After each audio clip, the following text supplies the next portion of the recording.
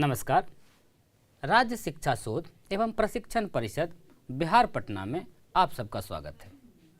बच्चों, आज वर्ग नवम के अंतर्गत संख्या पद्धति में हम लोग जानेंगे वास्तविक संख्याओं के वर्गमूल निकालने की संक्रिया। हम लोग पहले भी वर्गमूल से पूर्व परिचित हैं और नेचुरल नंबर्स का, प्राकृतिक संख्याओं का वर्गमूल हमने निकाला है कई विधियों से, और कुछ अपरिमेय संख्याओं और परिमेय संख्याओं को तो हम लोगों ने वास्तविक संख्याओं को एक्चुअली में वास्तविक संख्या रेखा पर दिखाया भी है। अब उसी का हम लोग ज्यामितीय निरूपण सीखेंगे। तो आपको पता होगा, पूर्व कक्षा में आपने पढ़ा है कि यदि कोई भी संख्या प्राकृतिक संख्या है, नेचुरल नंबर है, जैसे हम यदि कह रहे हैं कि ए एक प्राकृतिक संख्या है, ए एक प्राकृत संख्या है, नेचुरल नंबर है, और प्राकृत संख्या का क्या मतलब हो गया? निश्चित रूप से 0 से बड़ा। जैसे ही हम कह रहे हैं किसी संख्या के बारे में कि वो एक प्राकृत संख्या है, तो उसमें अपने आप एक प्रॉपर्टी लग गया कि ए इज ग्रेटर देन 0, ए 0 से बड़ा है। और ऐसी प्राकृत संख्या है बच्चों कि रूट ए बराबर बी है। तो इसका क्या मतलब आप समझते हैं? ए का वर्गमूल यदि बी है तो इसका मतलब है कि बी का जब हम वर्ग करेंगे तो कौन प्राप्त होगा? ए प्राप्त होगा। अर्थात इसी से ये बातें पता लग रही है कि बी का स्क्वायर बराबर ए। अब चूंकि ए आपका एक प्राकृत संख्या है, बी स्क्वायर बराबर ए है, तो इससे कौन सी बात पता लगी कि b is also greater than 0। ये बातें आप प्राकृत संख्या के लिए पूर्व से जानते हैं। अब जो बात प्राकृत संख्या के लिए है, ठीक यही बात आपका वास्तविक संख्या के लिए भी लागू है। ये जो हम बात लिखे हैं, ये किसके लिए लिखे हैं? प्राकृत संख्या के लिए, और इसका उपयोग हम पूर्व की कक्षा से करते आ रहे हैं। तो सेम यही बात आपकी वास्तविक संख्या के लिए भी लागू है।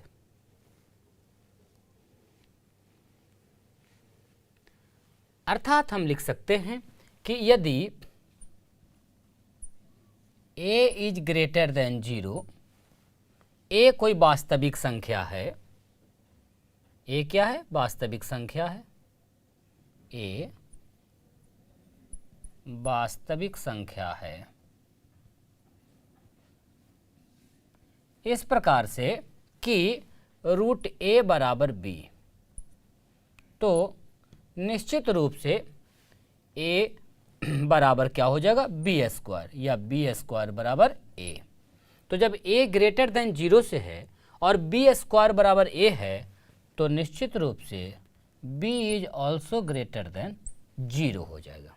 ये वास्तविक संख्या के लिए आपका रूल हो गया, तरीका हो गया, नियम हो गया।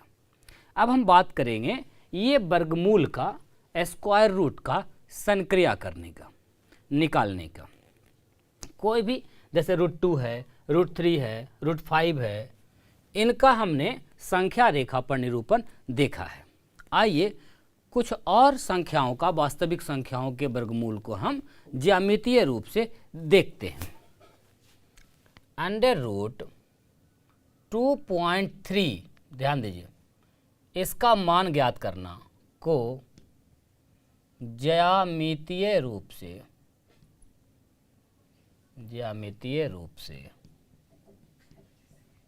ज्ञात करना। आइए बच्चों ध्यान दीजिए, हमारे पास है अंडर रूट 2.3, इसको हमको ज्यामितीय रूप से ज्ञात करना है, इसका वैल्यू ढूंढना है। चलिए ढूंढते हम लोग मिलकर, लेकिन ढूंढने से पहले हम ये चाहते हैं कि आप अपने पास नोटबुक रखें। सिर्फ देखेंगे, साथ में करेंगे नहीं तो भूल जाएंगे। आप अपने पास नोटबुक, प्रकार, स्केल और पेंसिल की व्यवस्था कर लें, और उसके बाद आइए मेरे साथ साथ करते चलिए। हमें संख्या लेना है 2.3 का अंडर रूट। तो सबसे पहले क्या कीजिए, स्केल की सहायता से 2.3 आप उतना इकाई का एक लाइन बना लीजिए, खींच लीजिए। जैसे हम ले रहे हैं बिंदु ए और बिंदु बी, और ऐसा बिंदु ए और बी लिए हैं कि इसके बीच की दूरी 2.3 इकाई है। तो बच्चों, दिखाने के लिए आप क्या कीजिए, साथ में स्केल की सहायता लीजिए और पेंसिल की सहायता से 2.3 इकाई की एक रेखाखंड आप बना लीजिए। नामकरण कर लीजिए उसका ए बी। आशा है आपने कर लिया होगा अपने कागज पर, अपने अभ्यास पुस्तिका पर। अब इसके बाद क्या करें, यहाँ से इसी सरल रेखा को इसी सिद्ध में 1 इकाई और बढ़ाएं। इस बार आपको कितना लेना है, 1 इकाई लेना है। यानी यहाँ से यहाँ तक का जो दूरी होगा, लंबाई होगा, वो होगा 1 इकाई। और इस बिंदु का नाम दे दीजिए C। हो गया बच्चों, साथ में करते चलें। अभी तक हमने किया है ए बी बराबर 2.3 इकाई एवं एक और बिंदु C लिया है, उसी सरल रेखा को आगे बढ़ाकर BC, जिसकी लंबाई हमने लिया है 1 इकाई। अब ध्यान दीजिए, बिंदु A और बिंदु C, ध्यान दीजिए जिस बिंदु का नाम मैं ले रहा हूं, बिंदु A और बिंदु C का मध्य बिंदु, मिड पॉइंट आप ढूंढें। आशा है कि आपको मिड पॉइंट ढूंढने आता है, मध्य बिंदु ढूंढने आता है। ढूंढ लेंगे आप, बिल्कुल आधा से अधिक चाप कर करके दोनों तरफ से सिर्फ बीच का बिंदु ढूंढें, मध्य बिंदु। ये जो मध्य बिंदु होगा इसे आप O का नाम दे दें। O हमने कैसा बिंदु ढूंढा है, मध्य बिंदु। आशा है कि आप प्रक्रिया समझ रहे होंगे। हमने क्या क्या किया है, आइए इधर शॉर्ट लिखते हैं हम। सबसे पहला काम किए थे, ए बी बराबर 2.3 इकाई बनाए हैं। उसके बाद क्या किए हैं, उसी सिद्ध में बी सी लिए हैं 1 इकाई। उसके बाद की क्या प्रक्रिया किए हैं, ए सी जो है इसका मध्य बिंदु ढूंढे हैं। मध्य बिंदु कौन सा ढूंढे हैं, ओ है। मध्य बिंदु जब आप ढूंढ लिए तो ओ को त्रिज्या ओ को केंद्र मानकर एवं अब चूंकि ओ तो मध्य बिंदु हो गया ए सी का, तो ओ से ए की दूरी हो या ओ से सी की दूरी हो, दोनों बराबर ही होगी। तो ओ को केंद्र मानिए एवं ओ ए या ओ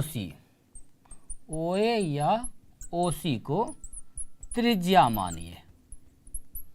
त्रिज्या मानकर अर्धवृत्त बना लें।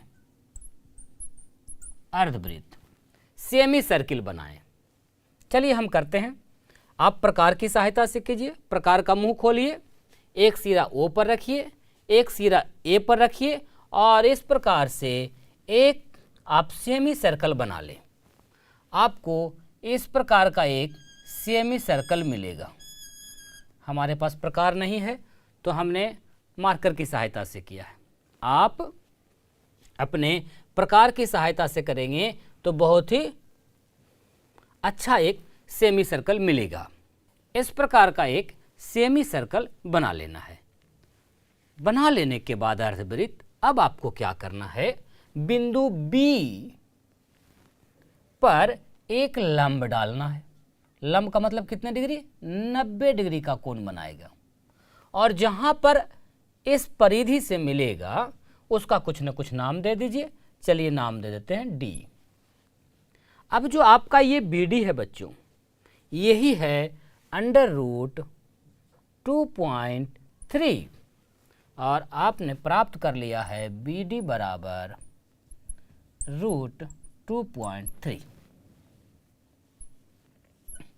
इस प्रकार ज्यामितीय रूप से हम लोगों ने 2.3 का निरूपण कर लिया है। कोई भी संख्या रहे उसका आप वर्गमूल इस प्रकार से ज्यामितीय रूप से निकाल सकते हैं। आप चाहें तो स्केल लगाकर माप सकते हैं कि ये कितना इकाई है। आप इसकी जांच भी कर सकते हैं। खुद से बनाइए और जांच करके देखिए कि सही आया है या नहीं। क्यों हुआ ये रूट 2.3? आइए इस पर भी हम चर्चा करेंगे कि जब यहाँ हम वैल्यू कोई भी x ले रहे हैं तो ये का मान √x कैसे हो जाता है। आइए चर्चा को हम आगे बढ़ाते हैं। प्यारे बच्चों, अभी हम लोगों ने √x का ज्यामितीय निरूपण देखा है और हमने जैसे जैसे कहा आशा है वैसे किए होंगे, लेकिन मूल प्रश्न ये है कि उस प्रकार से उसका वैल्यू, उस लंब का वैल्यू √x कैसे हुआ। आइए हम समझने का प्रयास करते हैं। √x को दिखाने के लिए हमने कौन से स्टेप बताए थे आपको, चलिए एक बार तेजी से दोहरा लेते हैं। हमने कहा था कि पहले एक x इकाई की लंबाई की एक रेखाखंड बना लीजिए। चलिए इसका नाम दे देते हैं AB और इसकी लंबाई हम लोगों ने ली थी x। उसके बाद इसे थोड़ा और आगे बढ़ाए थे एक इकाई लेकर के, इसका हमने नाम दिया है C। चलिए इसका वैल्यू है 1 इकाई। उसके बाद A और C का एक मिड पॉइंट ढूंढे थे और उसका नाम हम लोगों ने दिया था O, यानी O क्या है, मिड पॉइंट है। और इसे मिड पॉइंट मानते हुए और इसे त्रिज्या मानते हुए हम लोगों ने एक सेमी सर्कल का निर्माण किया था। इस प्रकार से आप अपने प्रकार की सहायता से करें। इस प्रकार से एक सेमी सर्कल का निर्माण करना था और फिर B पर एक लंब डालना है, इसका नाम दे दिया हमने BD। इसी BD का मान निकालना है, देखते हैं इसका मान कितना आता है। ध्यान दीजिए बच्चों, हमने √x को दिखाने के लिए AB का मान x लिया है, BC का मान 1 लिया है, OAC का मध्य बिंदु है और एक समकोण त्रिभुज बन रहा है, समकोण त्रिभुज OB एवं D, जहां OD आपकी त्रिज्या है। और हमारा टारगेट ये है कि हमको मान ज्ञात करना है BD का। तो ध्यान दीजिए, सबसे पहले हम प्रयास करते हैं ज्ञात करने का OB को। OB क्या है जरा देखिए तो, OB ध्यान दीजिए यहाँ बच्चों, OB पूरा AB में से यदि OA को घटा दें तो क्या हमारा मान निकल जाएगा OB का? बिल्कुल निकल जाएगा, या हाँ बिल्कुल निकालिए। तो OB का मान हमारा क्या हो जाएगा, पूरा AB,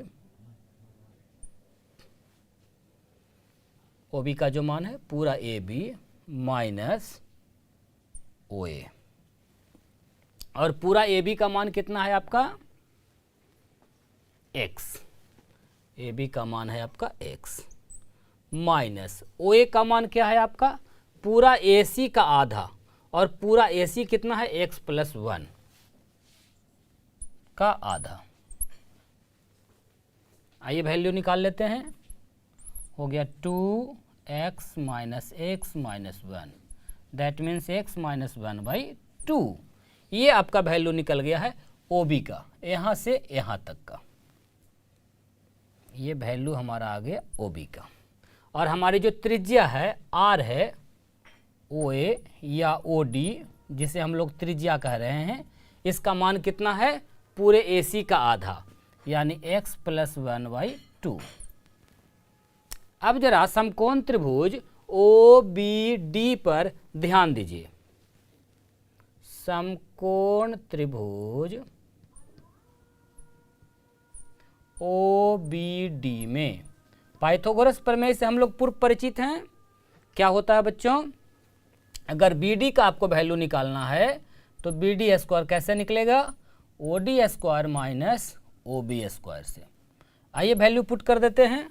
OD का वैल्यू मतलब त्रिज्या का वैल्यू है आपका x + 1/2 का होल स्क्वायर माइनस OB का स्क्वायर।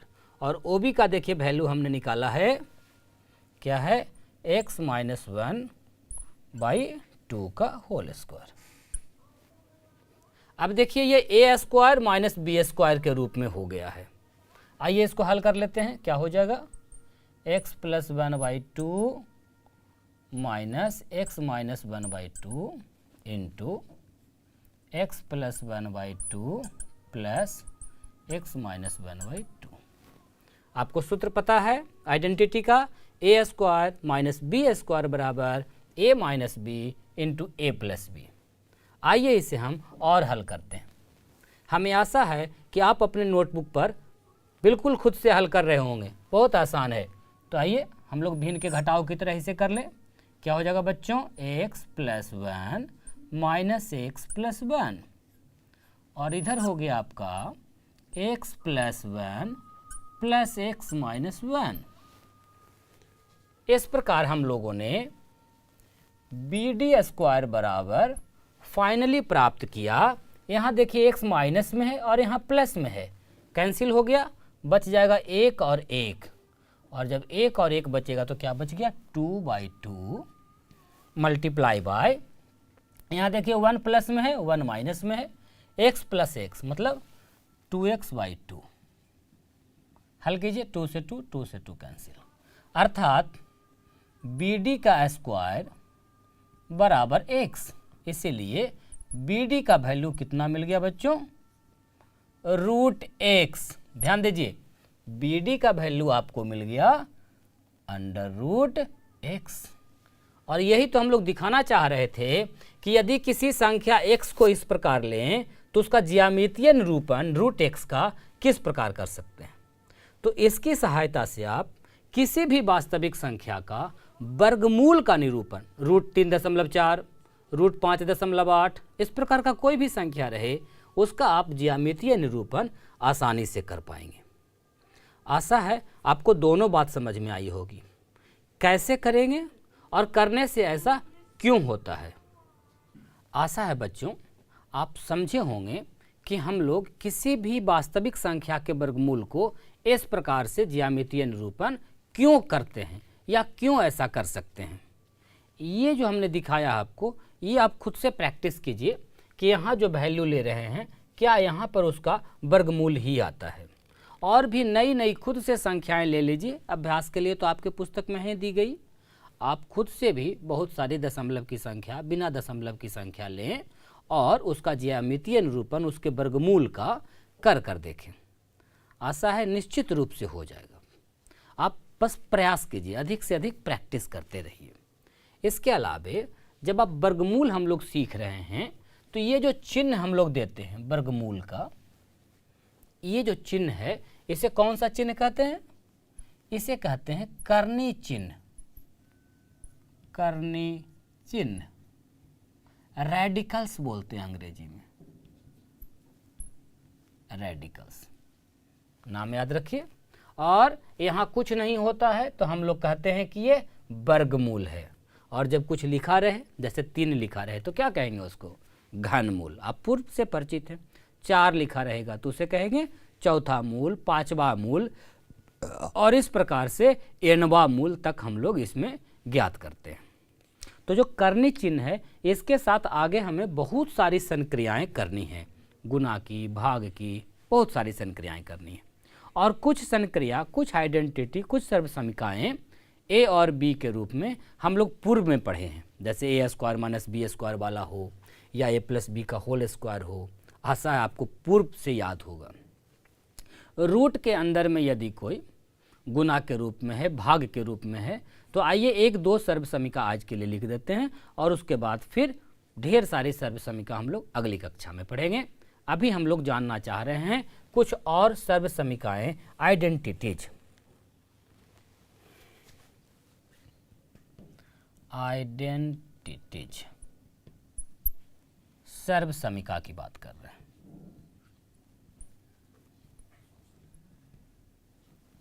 ध्यान दीजिए बच्चों, रूट के अंदर पहला हम लिख रहे हैं, यदि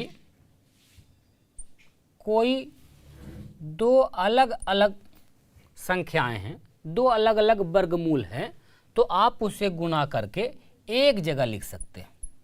जैसे यदि लिखा हुआ है √5 गुना √3, तो इसे √15 लिखने में कोई हर्ज नहीं है, बिल्कुल लिखा जा सकता है। जैसे कहीं पर लिखा हुआ है √12 गुना √3, तो आप इसे लिख सकते हैं √36, जिसका कि मान आपको पता है कितना, 6। तो इस प्रकार हल किया जा सकता है। दूसरी सर्व समीका है, जैसे गुणा का चिन्ह है तो हम लोग एक साथ कर दिए, उसी प्रकार यदि भाग की क्रिया भी रहे तो आप उसे एक साथ कर सकते हैं। जैसे हम कह रहे हैं कि a के वर्गमूल में यदि b के वर्गमूल से भाग देना है तो आप a और b में ही भाग दे लीजिए और उसका वर्गमूल कर लीजिए। इस प्रकार हम आसानी से कर सकते हैं। तो कोई भी वर्गमूल वाला गुना आए या भाग आए, आप उसको एक साथ कर सकते हैं। आइए कुछ और भी सर्व समीका सीखते हैं। प्यारे बच्चों, बहुत सारी सर्व समीकाएं हमने पूर्व में पढ़ी है और अभी वर्गमूल वाला भी कुछ पढ़ रहे हैं। जैसे आपने एक सूत्र तो पढ़ा ही है कि a प्लस बी को यदि a माइनस बी से गुना किया जाए तो क्या प्राप्त होता है, A square minus B square.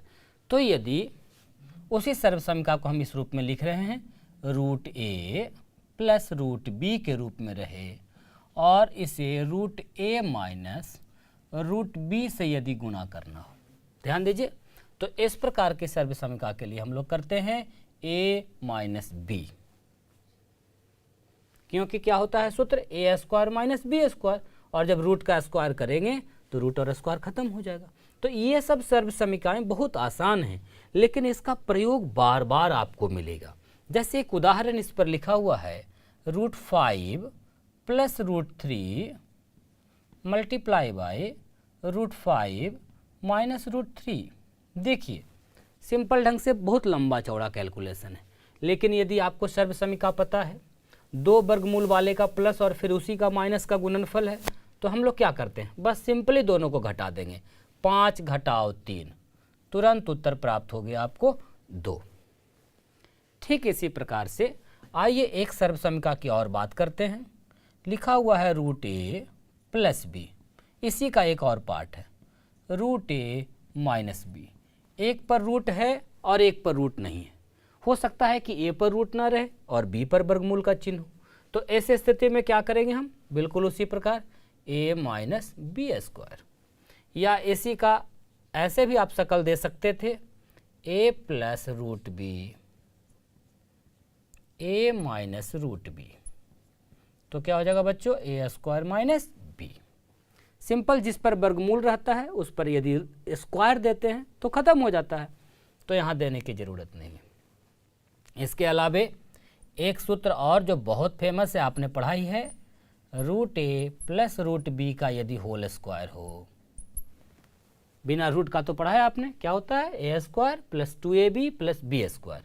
तो यहाँ चूंकि रूट पहले से लगा हुआ है, स्क्वायर देंगे तो रूट स्क्वायर खत्म, तो हमारा क्या बच जाएगा, a plus B plus 2 root A B.